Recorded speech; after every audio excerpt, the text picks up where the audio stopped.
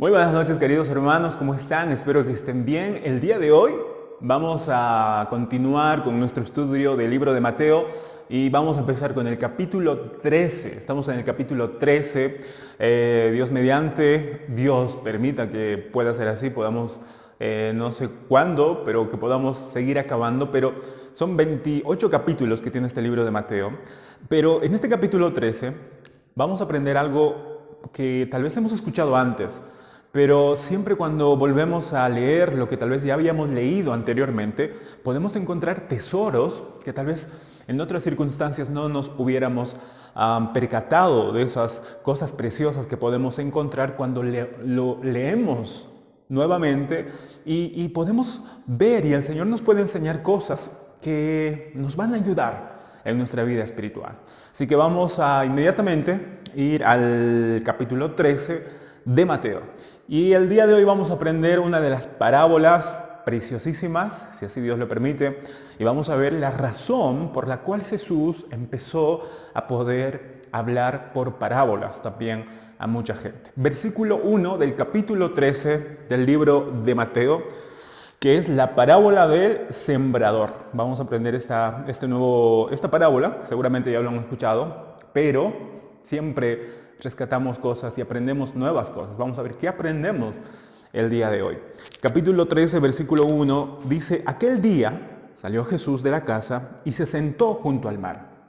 Porque aparentemente, bueno, no aparentemente, sino que es cuando Jesús, ¿se acuerdan cuando vinieron la familia de Jesús para poder hablar con él? Entonces él dijo que todo aquel que hace la voluntad de mi Padre es mi hermano, mi hermana y mi madre. Bueno, salió de esa casa porque seguramente quería tal vez estar solo, como comúnmente siempre trataba de poder no desaprovechar el tiempo, sino poder aprovechar para poder estar en comunión con su Padre Celestial, para poder orar, para poder estar un poco lejos de la multitud, para estar con sus discípulos. Pero en ese caso dice que salió de la casa donde estaba y se sentó junto al mar, seguramente para ver, seguramente para pensar, para meditar, para pensar en el Señor. Yo creo que nos hace siempre bien cuando a veces estamos aturdidos y salimos de la casa. Bueno, ahora no podemos mucho, pero generalmente antes salíamos a veces a caminar. No tenemos mar en Bolivia, obviamente, pero sí podemos observar, no sé, las montañas, poder ver un atardecer, poder ver la luna de noche, por ejemplo, qué precioso que es. Y podemos ver tantas otras bellezas que el Señor nos muestra para que podamos ver y podamos pensar, reflexionar y meditar en lo que el Señor está haciendo con nosotros, en lo que tal vez hemos aprendido en un trozo de la palabra de Dios. Pero es a veces bueno y necesario poder ir solos a meditar y poder hablar en nuestra alma, ¿no? Como el salmista decía: alma mía, alaba a Jehová. Se hablaba a sí mismo, y a veces es importante que uno mismo se reflexione uno mismo, a veces se rete uno mismo. Yo muchas veces me he retado a mí mismo y es algo bueno, ¿no? Animándose. Parece algo extraño, pero el salmista siempre estimulaba a su alma diciendo: alma mía, alaba al Señor. No te desesperes, espera en el Señor, espera en el Señor. Creo que es importante hacerlo. Jesús estaba mirando al mar, estaba sentado en la orilla, pero ¿qué pasa? ¿Qué pasó? Y se juntó, dice versículo 2, se le juntó mucha gente y entrando en la barca, porque ya era insostenible. Estar en la playa era algo precioso, es algo lindo, ¿no? Disfrutar, seguramente ver el sol, el agua, el mar, la tranquilidad, la brisa del mar y todo lo demás. Pero Jesús no era una persona ya común, ¿no? Había hecho muchos milagros y había mucha gente que le seguía. No sé cómo se enteraron, pero vinieron la gente, ¿no? La gente, y interrumpieron tal vez ese momento de quietud del Señor. Pero el Señor no se enojó, no se molestó, no les retó, no les dijo: ¿qué hacen aquí? No me dejan en paz, ¿no? El Señor siempre es compasivo, es bueno y también con ese deseo de seguir enseñando. Entonces, ¿qué hizo? Como seguramente había mucha multitud, más gente de la que había en la casa, se tuvo que parar en una barca. Eso es lo que pasó. Dice: y entrando él en la barca, se sentó y toda la gente estaba en la playa. En la cultura judía en esta época era costumbre que los maestros pudieran enseñar sentados y la gente generalmente estaba parada o sentada, pero los maestros, los rabinos sobre todo, siempre trataban de poder enseñar estando sentados. Era una costumbre. Y les habló muchas cosas, dice el versículo 3, por parábolas, diciendo, y aquí va una de las primeras parábolas. ¿Qué es una parábola? Vamos a poder aprender de esas parábolas, pero la parábola en realidad es como una comparación. La palabra griega se puede traducir como comparar con algo. Una parábola es una historia de la vida cotidiana que se puede comparar con una verdad espiritual. Una acción ordinaria en la vida, ya sea en la agricultura, sirve para comparar una verdad, una realidad espiritual. Y eso es lo que vamos a poder aprender ahora. Dice el versículo 4. Esta es la primera parábola que el Señor les enseña. Seguramente les enseñó muchas, pero una de ellas, o de las primeras registradas por Mateo, es esta. Dice el versículo 4. Y mientras, versículo 3, he aquí, terminando el versículo 3, dice, he aquí, el sembrador salió a sembrar. Y mientras sembraba, parte de la semilla cayó junto al camino y vinieron las aves y la comieron. Parte cayó en pedregales donde no había mucha tierra y brotó pronto, porque no tenía profundidad de tierra. Pero salido el sol se quemó y porque no tenía raíz se secó. Y parte cayó entre espinos y los espinos crecieron y la ahogaron. Pero parte, versículo 8, cayó en buena tierra y dio fruto cual a 100, cual a 60 y cual a 30 por uno. El que tiene oídos para oír, oiga. Esta es la parábola famosa que seguramente más de uno ya hemos escuchado en otro momento, pero es una de las parábolas que el Señor trata de poder enseñar a la gente que estaba ahí, sus discípulos también, pero les enseña con una parábola para que puedan entender. Una parábola habíamos dicho que es una enseñanza de la vida cotidiana para comparar con una realidad espiritual, con una verdad, con una enseñanza espiritual. Entonces seguramente al frente de la playa había sembradíos y el Señor justamente al enseñar de esta parábola del sembrador apuntó a ese sembradío y dijo, hay un sembrador que salió a sembrar. Y aquí hay 3 tipos de suelo, o mejor dicho, 4 tipos de suelo. La idea aquí, más adelante, Jesús explica esta parábola, pero Jesús está enseñando algo que la gente podía entender, con algo que la gente pudiera comprender. La agricultura era algo muy normal en la época de Jesús, entonces la gente podía normalmente o tranquilamente entender de lo que estaría hablando. Ahora, lo interesante de esta parábola es de las 4 tierras. La primera parte es, junto al camino cayó la semilla. Bueno, en ese tiempo, decía uno de los comentaristas, que cuando sembraban, había varias formas de sembrar, pero una de las maneras era agarrar el bolso, después de haber arado ya la tierra, agarrar el bolso, esparcir la semilla con la mano, y mientras se aventaba para echar la semilla en la tierra, a veces el viento hacía que una o unas cuantas semillas vayan a poder caer al camino. Bueno, los caminos en esos momentos eran generalmente caminos angostos que limitaban con los sembradíos. Entonces era fácil seguramente que una semilla pueda caer en el camino. Ese es el primer terreno, ¿no? La primera tierra, donde el suelo obviamente es duro, cuando camina, entonces es posible que la semilla pueda penetrar. El segundo suelo es de los pedregales. Dice el texto que en este suelo fue sembrada la tierra. Ahora, estas piedras no estaban encima de la tierra, porque nadie va a sembrar encima de la tierra. Estas piedras estaban debajo de la tierra, como que camuflados, ¿no? Como camufladas, y entra la semilla, dice que quiere entrar, pero mientras crece por debajo para poder echar la raíz más a fondo de la tierra, se choca con la piedra y ya no puede más profundizar, de manera que ella no puede absorber los nutrientes necesarios para la semilla, para la planta. De manera que crece solamente para arriba y como no tiene profundidad, dice que viene el sol y la quema, ¿no? Quema esta semilla.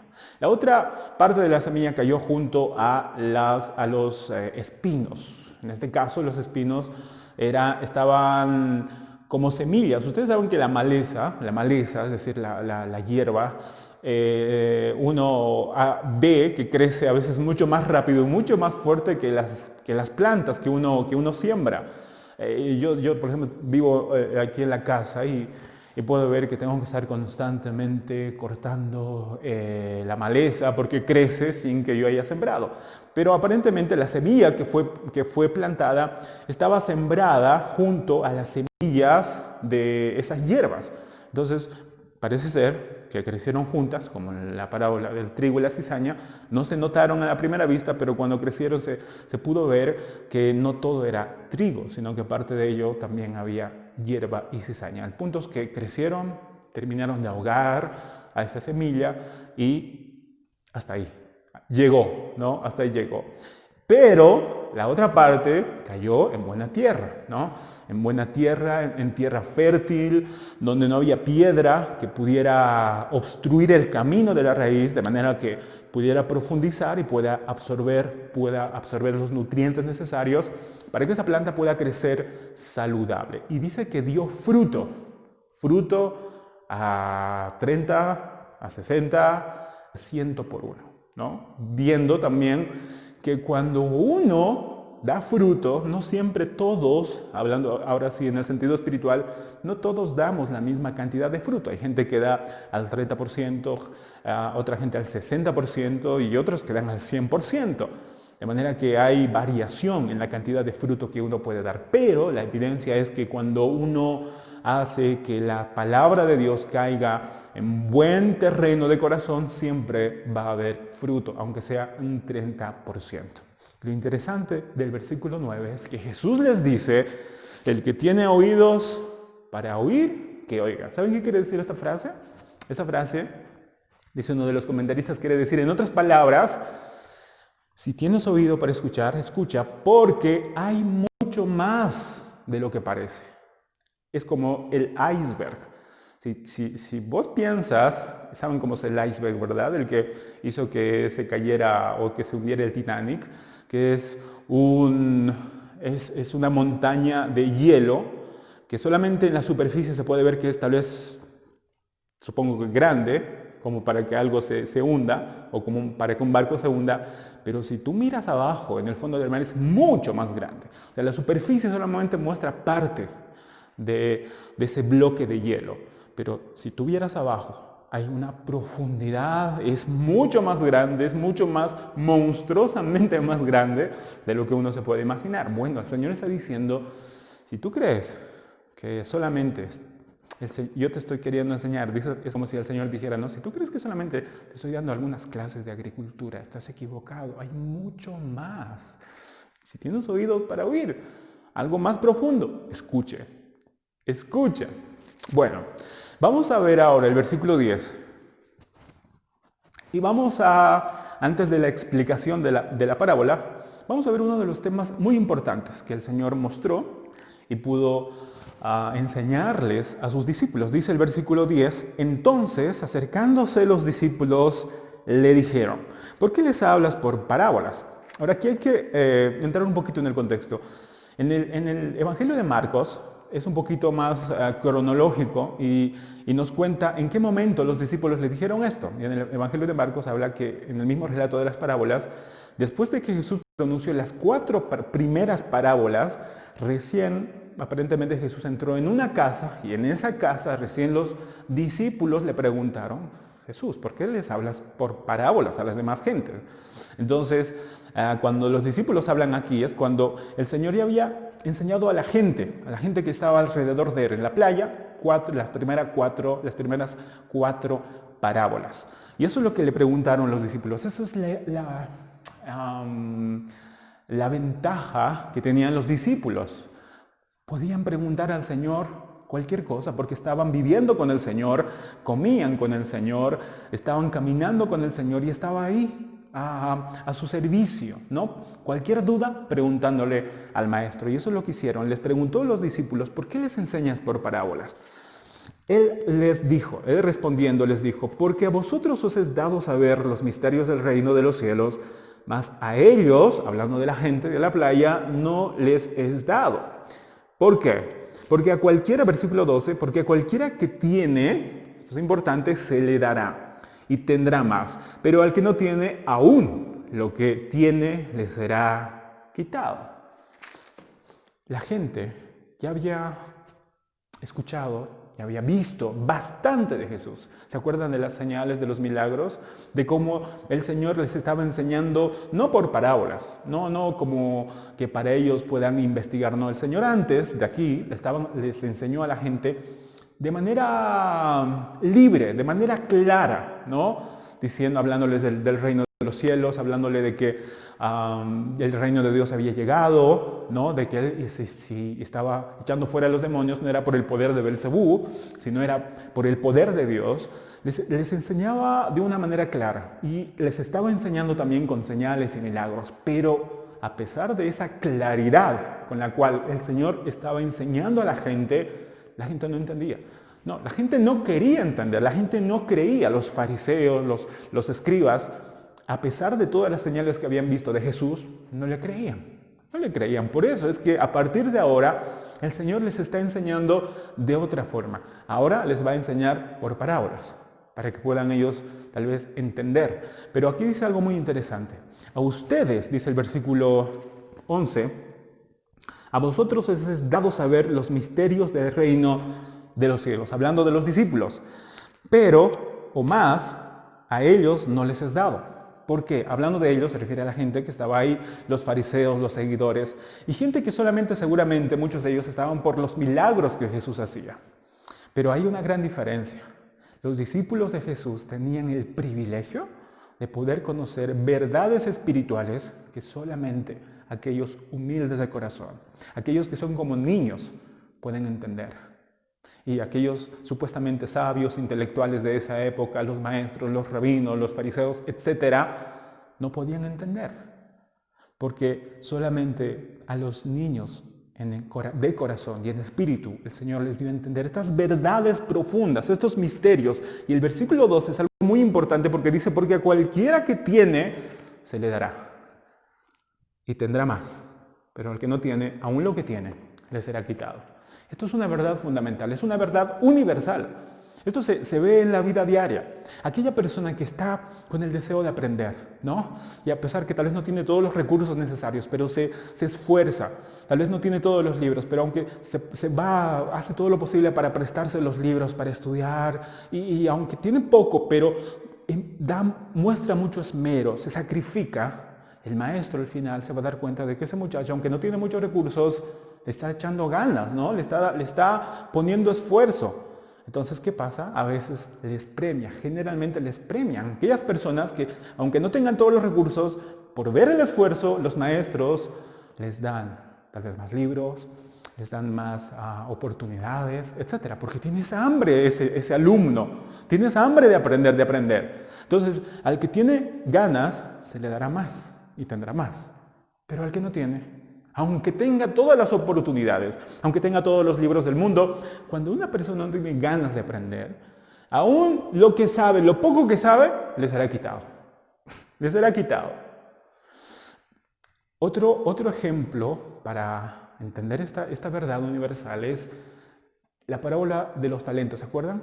Jesús al primero le dio 5 talentos, ese siervo fue fiel, trabajó y duplicó la cantidad de talentos, al otro le dio 2 talentos, hizo lo mismo el siervo trabajó y duplicó con otros 2 talentos, ganó otros 2 talentos, pero al último le dio 1 talento. ¿Y qué hizo? Lo enterró, no hizo nada y al final le devolvió el mismo talento al Señor. ¿Qué hizo el dueño? ¿Qué hizo su Señor? Le habrá dicho, wow, qué sincero, ¿no? Qué honesto. Más bien que no lo has llegado a perder. No le felicitó. Le dijo, mal siervo. Mal siervo. ¿Por qué? Porque no has trabajado. ¿Saben? Y algo que yo recientemente estaba aprendiendo y que me parece que es necesario tener en claro, es que en la vida cristiana y en la vida espiritual uno no puede estar estático. En la vida espiritual, en la vida cristiana, o uno avanza o uno retrocede. En la vida espiritual se gana o se pierde, pero no se puede estar estático. No se puede estar estático. Por eso, si es que no estamos creciendo espiritualmente, uno no puede decir, bueno, voy a congelar mi vida espiritual, ¿no? Como a veces congelamos la materia en la universidad. No se puede congelar las materias en la vida cristiana, en la vida espiritual. No se puede congelar. Porque si no estás creciendo, estás decreciendo. Si no estás conociendo más al Señor, estás perdiendo aún lo que has aprendido tal vez en algún culto, en alguna clase, en algún estudio. Por eso es importante que tengamos en cuenta que si no estamos avanzando, estamos retrocediendo. Y al que tiene y al que se esfuerza y trabaja, se le dará más. Pero al que no trabaja y está como este siervo ocioso que se le dio un talento pero lo enterró, aún lo que tiene le será quitado. Eso es lo que pasó con la gente, con los fariseos. Con los discípulos no, porque los discípulos querían aprender más, estaban deseosos, estaban hambrientos. Pero los fariseos no. Los fariseos se creían que ya sabían todo. Pero el Señor aún lo que les dijo, aún lo que ustedes saben, les será quitado. Eso es una verdad fundamental. Así que hermanos, pongámonos las pilas y empecemos a poder aprender y no cansarnos de aprender, porque si no estamos creciendo, estamos decreciendo. Nos vamos a enfriar, y enfriar, y enfriar, y enfriar. Luego dice el versículo 13, Jesús sigue hablando y dice, por eso les hablo por parábolas, porque viendo no ven y oyendo no oyen, ni entienden. De manera que se cumple en ellos la profecía de Isaías que dijo, de oído oiréis y no entenderéis, y viendo veréis y no percibiréis. Versículo 15, porque el corazón de este pueblo se ha engrosado. Esa es la razón por la cual no querían ver, no querían escuchar, porque aún viendo no podían percibir. Aún teniendo la palabra de Dios en sus ojos, no podían entender lo que dice la palabra. Y eso a veces pasa cuando uno no está creciendo, no está hambriento, simplemente lo hace por obligación o simplemente lo hace porque alguien se lo está pidiendo, pero no lo hace de corazón. Dice al Señor, se cumple lo que el profeta dijo. El corazón de este pueblo se ha engrosado. Y con los oídos, sigue diciendo, oyen pesadamente y han cerrado sus ojos, para que no vean con los ojos y oigan con los oídos y con el corazón entiendan y se conviertan y yo los sane, dice el Señor. Versículo 16, pero bienaventurados vuestros ojos, hablando a los discípulos, le dice, bienaventurados vuestros ojos porque ven y vuestros oídos porque oyen. Porque de cierto os digo, dice versículo 17, que muchos profetas y justos desearon ver lo que veis y no lo vieron, y oír lo que oís y no lo oyeron. ¿Cómo podemos entender esta parte? Que es un poco compleja, pero yo creo que tal vez con un ejemplo. Imagínense a un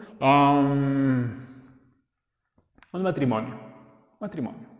Tiene la esposa y va a reclamarle algo a su marido, ¿no? Va a reclamarle algo a su marido. El marido también le escucha y le reclama lo mismo. Están los dos peleados, ¿no? Los dos, aunque no quieren, digamos, no quieren agrandar el problema, pero están enojados.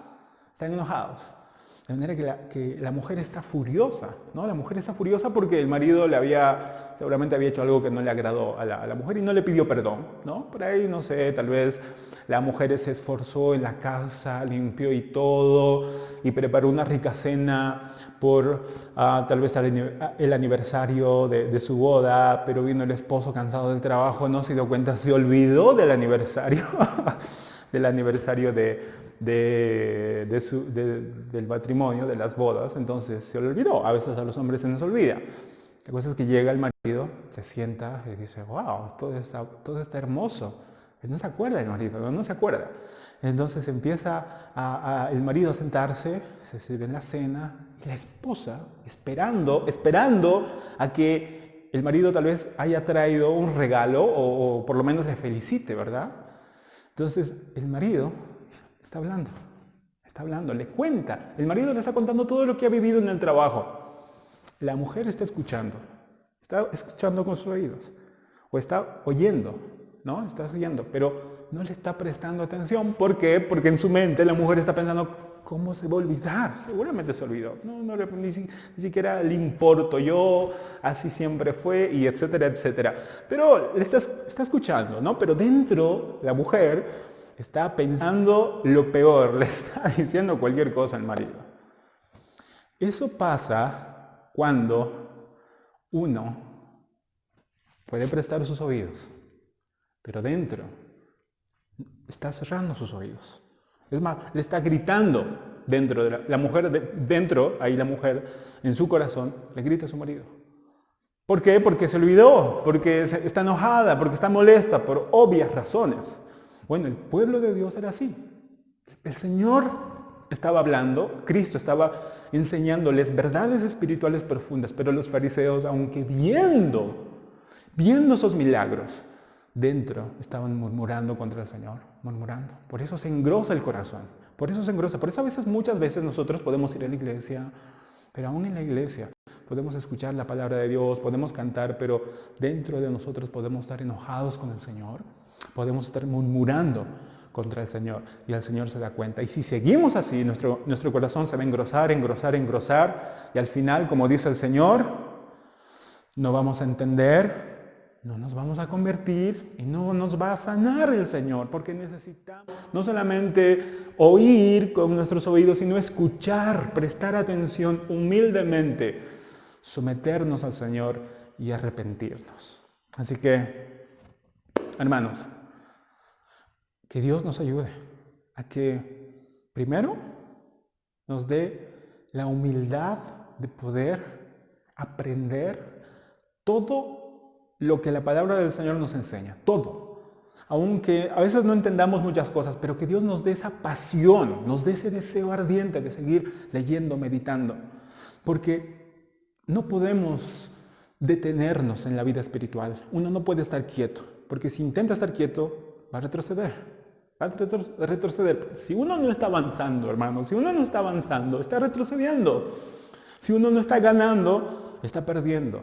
Que eso no se nos olvide, y que a medida que nosotros vamos aprendiendo más y más de la palabra del Señor, que Dios nos dé más deseo, más hambre por su palabra, y que podamos seguir aprendiendo y seguir creciendo y seguir ganando, y no quedarnos simplemente conformes con lo que ya sabemos, sino que por muy poco que sepamos, que lo podamos poner en práctica y que podamos vivirlo en nosotros, y así crecer y crecer. Pero no nos detengamos, queridos hermanos.